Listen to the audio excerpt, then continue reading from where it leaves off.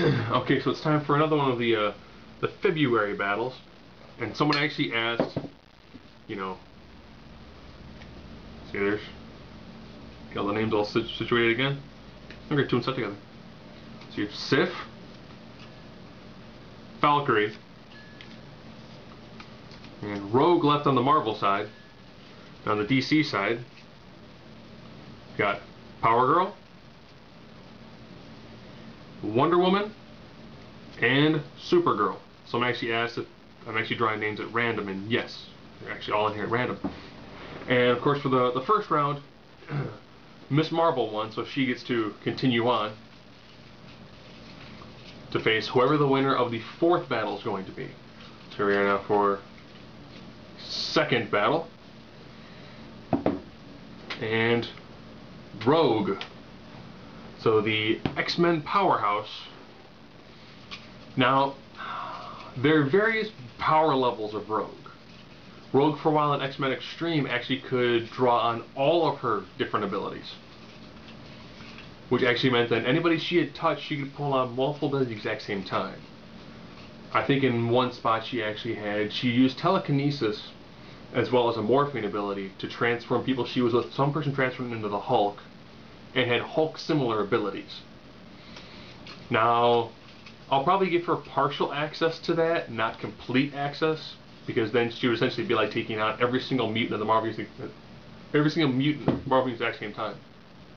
Versus Supergirl, who of course is the cousin of Superman. So let me bring up my little fight table here, make sure I don't make any mistakes with anything. Okay, as always, it is a 9-point system that we're looking at here. So you have fighting ability, intelligence, which also combine this time with experience, strength, speed, durability, or endurance, however you want to look at it, invulnerability, energy projection, versatility, and X factor, whatever that remaining ability ends up being. Okay, so our first part we'll go with intelligence. Okay, the Supergirl that I'm using is the one who would probably be more known from the Michael Turner run. I know nothing about the new one. The Michael Turner one actually was somewhat decently figured out. So from an intelligence standpoint, she was more or less in suspended animation until she was about a teenager, and then she came down to Earth.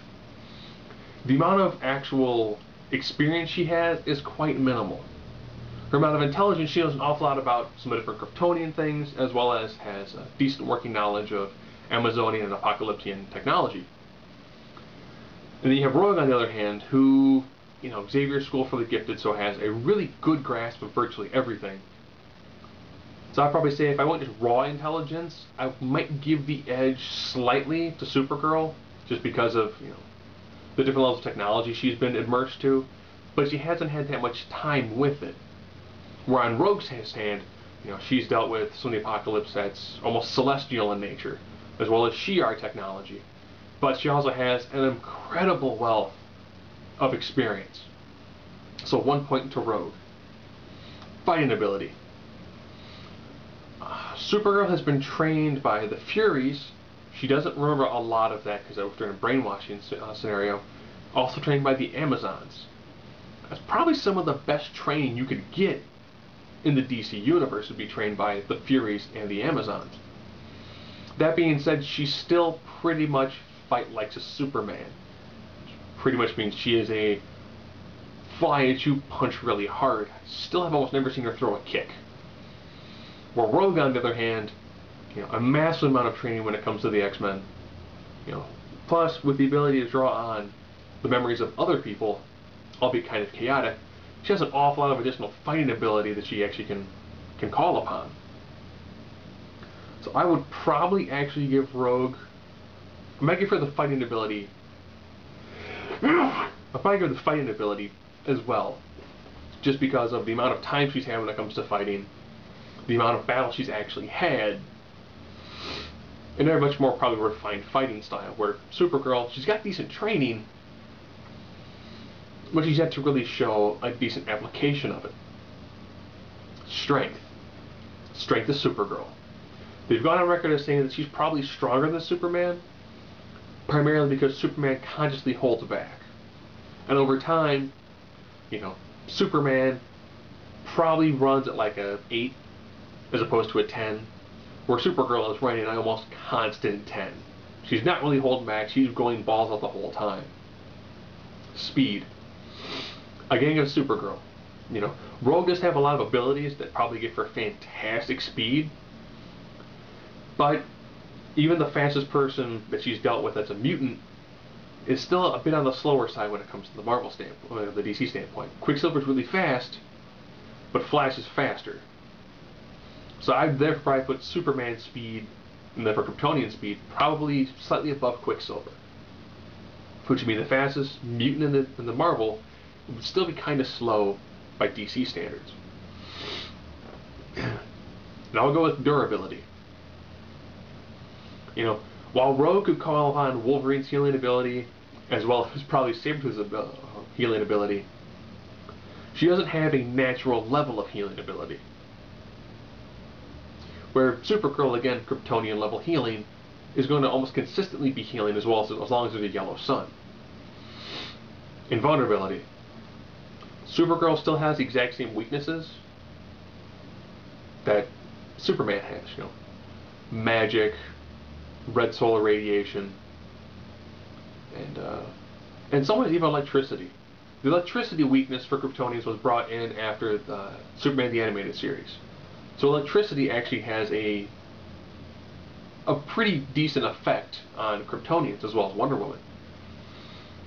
So with this one, you know, certain things that she is weak to, Rogue kind of has a counter to, but that I'll go into later.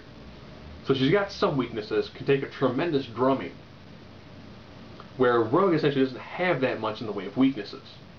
In fact, she technically has 0.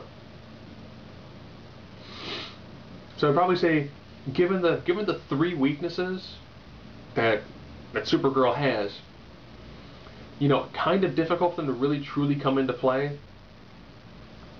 So I'll give this one to Supergirl. That was kind of a contentious one. Okay, energy projection. Ironically, now we're looking at heat vision, frost breath, versus I have access to the abilities of Storm, Havoc, Cyclops, you know, probably even Monolith, and a little bit of Magneto, Polaris. She can tap into some of the Miss Marvel binary powers, not a lot of them. And she also has used some of the telekinetic abilities and psychic abilities of most of her teammates. So raw energy output, I'm definitely going to give this to Rogue. Just because if she were to use either electricity or Cyclops' eye blasts, which is metabolized solar radiation that is red, I'm assuming a blast of red concussive solar radiation would probably hurt a Kryptonian, as well as the electricity and other abilities. So alright, versatility. Again, Rogue has the ability to pull on an awful lot of the Marvel Universe when it comes to, you know, skills, abilities, techniques, you name it, she's a walking dictionary of mutant abilities. When it comes to versatility. X Factor. You know, I think Supergirl has got an awful lot of abilities that she can use, and she's really strong and really fast. That's going to give her a tremendous edge. But the abilities that Rogue can pull out, you know, I think that Rogue is definitely Rogue could probably beat Supergirl in a protracted fight. I think Supergirl's got a lot of great abilities and a lot of great natural talents, but taking out someone who's got the amount of experience that Rogue has, and the amount of abilities she essentially can pull from. I mean, if she were to know up front what to, if Rogue was on her A game, she'd probably go, okay, I'm gonna try to use some telepathy, find out what I can about this girl, because, you know, they're not gonna just clash heads immediately. So I picture Rogue probably getting some intel from her, using her random, all the different abilities she's got. If she gets hit, she's like, okay, this girl hits really hard. I'm going to try to see if I can, you know, use some Wolverine, some Sabretooth, and some Colossus. So I'm going to try to keep myself, you know, with a decent amount of healing ability and a virtually impenetrable skin.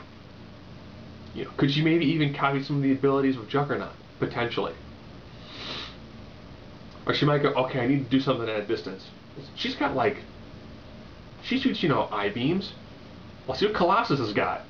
And I'm pretty sure blast solar radiation would probably be enough to slow down and probably hurt Supergirl. But if she calls in the ability of Storm, you know, that the amount of lightning she could do would be very impressive. So I do think that if Supergirl were to fight Rogue, you know, if Rogue brings her A game, the amount of ability she has is really, really tough to overcome.